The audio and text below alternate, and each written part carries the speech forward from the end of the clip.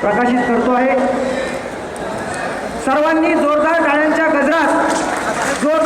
गजरात या सीडीचं, या पुस्तकांचं आणि या साप्ताहिकाचं आपण स्वागत करूया। यानंतर बहुजन सारथी नावाच्या